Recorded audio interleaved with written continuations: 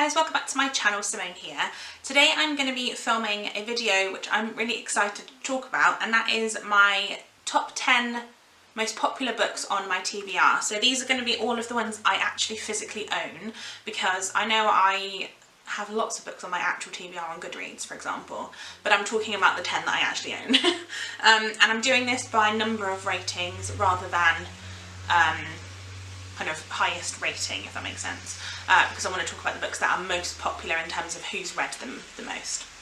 So let's start. Like I said, I'm going to talk about 10, and yeah, let's get started. Most popular book on my currently owned TBR is The Kite Runner by Khaled Hosseini, and I actually think I own a couple of books by Khaled Hosseini. I haven't read any of them. I do feel like I really need to get to this one. This one, as far as I know, is set in 1970s Afghanistan. It says 12-year-old Amir is desperate to win the local kite fighting tournament, and his loyal friend Hassan promises to help him. But neither of the boys can foresee what will happen to Hassan that afternoon, an event that is to shatter their lives. After the Russians invade and the family is forced to flee to America, Amir realises that one day he must return to an Afghanistan under Taliban rule to find the one thing that his new world cannot grant him: redemption. And I know when I was at school, the other group to my English group, we had like two different groups, and the other group read The Kite Runner. We didn't. I can't even remember what we read now. It was so long ago. But this one I've heard is really, really sad. It's a very difficult book to read. It's not very long, actually. It's, how long are you? Like 350 pages long.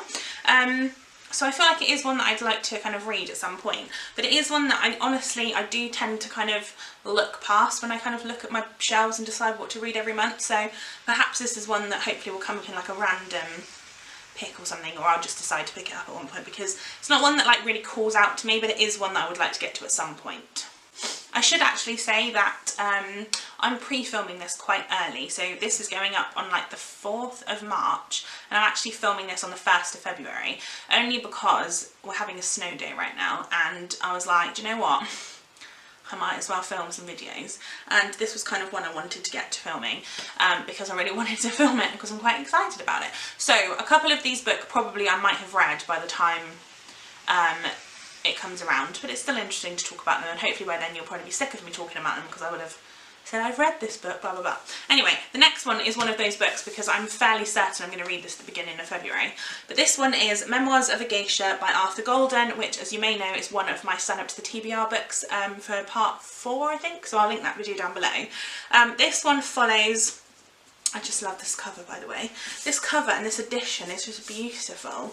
I think this follows, let me just have a look inside because I know it says in here. It follows a peasant girl sold as a servant and apprentice to a renowned geisha house in Japan. And I don't really know too much else about it. I know I've seen the film of it, but it was a really long time ago, and honestly I don't really remember all the details. In fact, I don't remember much of it at all. This is quite a big book, but hopefully, like I said, I should have finished this one at the beginning of February, because I really want to finish this to have my Sign Up to the TBR video at the end. So by now you'll all know if that happened or not.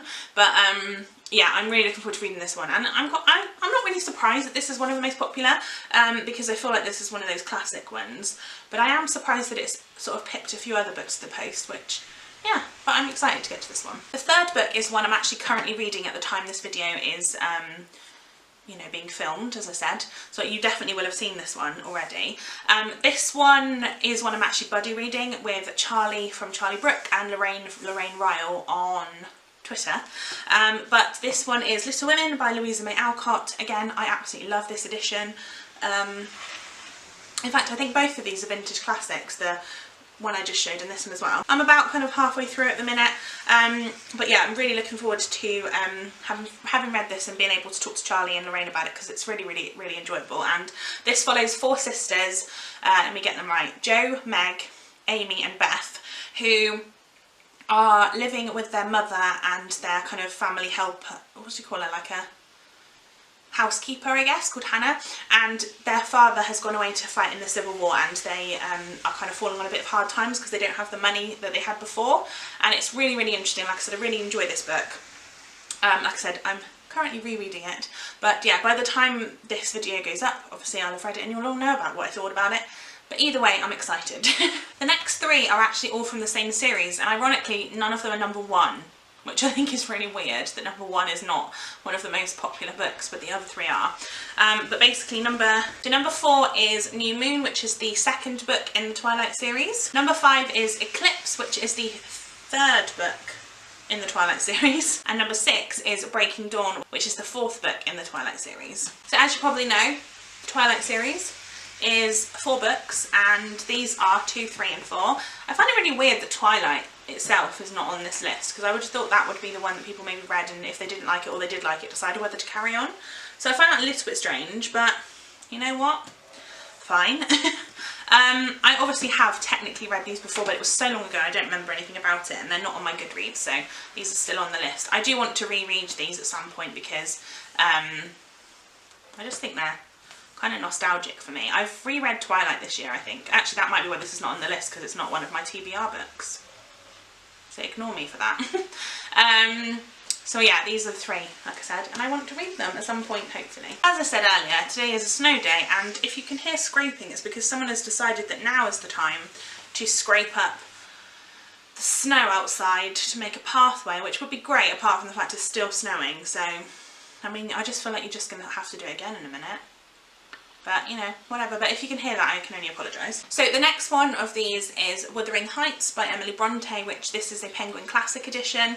This one is obviously a classic. I've read Jane Eyre by Charlotte Bronte, which is obviously Emily Bronte's sister, and I absolutely love that book. It's my favourite classic.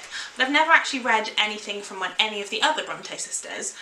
This one I know follows Cathy and Heathcliff, and it's got something, I think it's set on the Yorkshire Moors, that's it. I don't know anything else about it. I know that Lauren in the books talks about this and says that all the characters in this are not very likeable, and that you might find that you hate them all, but I'm okay with that. I don't feel like you have to like characters in order to enjoy a book. And I feel like this could be quite dreary, but I have heard good things, and it's not a massive book either, it's quite small, so I feel like I'm probably going to read this. I mean, I'm going to say that about all of these. I'm going to read this year, yeah, of course you are. But hopefully I will get to it at some point in my life, shall we say.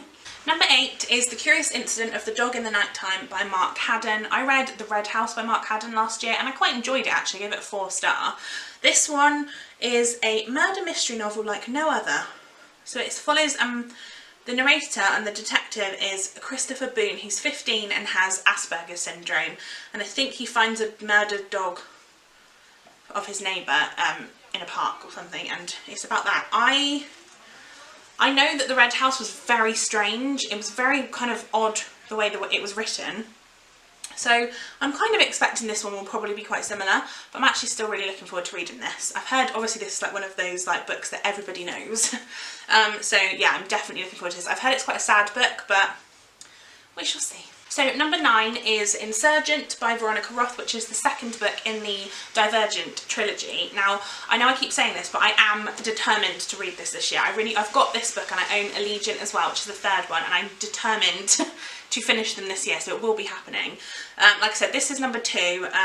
I obviously don't really know what it's about because it's the 2nd one, and they also didn't make a film of this, I don't think, which they did of the 1st one, which will be interesting. But yeah, so hopefully I will definitely get to this one. I'm determined. I think I'm going to try and read it probably in April, I think is my plan, so check out and see if that happens. But yeah, definitely excited about this one, and I'm quite glad that this one is kind of like so highly rated, because obviously people did continue reading it after the 1st one.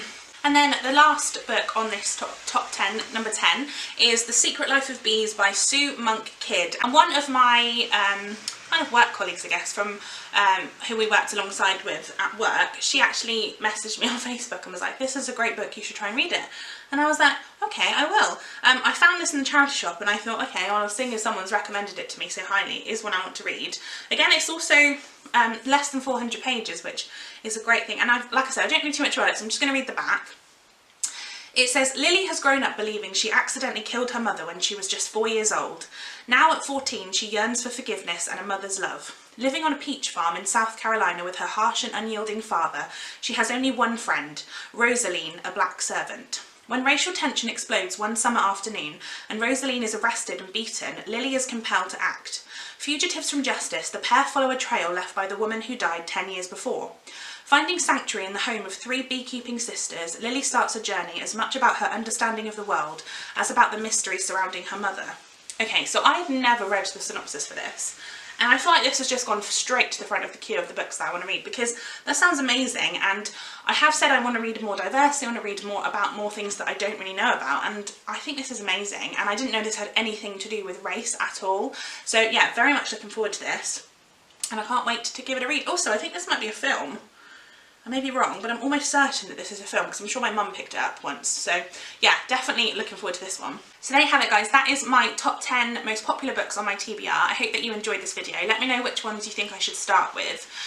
There will be a bonus video going up tomorrow, because if you didn't know, tomorrow is my 2-year booktube anniversary. And so I'm going to have a little bonus video that goes up about that. So again, thank you very much for all your support.